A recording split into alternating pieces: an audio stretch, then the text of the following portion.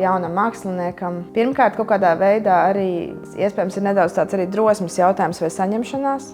Konkurss nedaudz biedē visus un it kā liekas, ka ir kaut kāda neizdošanās vai kaut kas nesanāks. Un tas bieži vien ir balstīts tajā, ja mēs domātu par to, ko citi domās un kas tur sanāks. Un tas dažkārt, man liekas, kaut kādā brīdī ir jāatmet, un tāpēc tā pieteikšanās kā tāda ir kā spēja noformulēt to, ko tu domā, vai esi izdarījis, vai ko tu gribi darīt, kas man liekas ļoti svarīgi, un ne tikai kā, lai pierādītu kādam kaut ko konkursā, bet arī pašam sev noformulēt, kas ir tas, ko es gribu, kas ir nākamie soļi. Un, piemēram, tiešām, ja ir iespēja kaut kā iegūt arī kādu naudas balvu, tad tas ir, protams, skaidrs, ka to var ieguldīt nākamajos savos darbos, un, kā mēs zinām, tas vienmēr ir ļoti jēgpilni un noderīgi.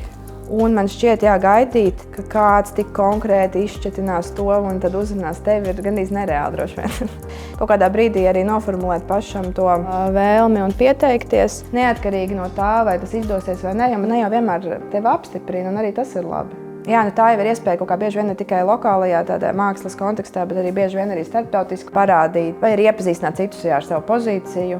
Strādāju šeit, to varētu nosaukt par skulptūrālām gleznām. Tas ir arī jautājums par to, ka šie darbi ir izrietoši no glezniecības konteksta, pārvietojas uz citiem, un kaut kādā veidā viņi mazliet ir arī tiešām kaut kādi hibrīdi. Darba process ir ietilpīgs. Un tātad šajā salikumā pa vidu atrodas kaut kāds balanss, kas ļauj to visu īstenot.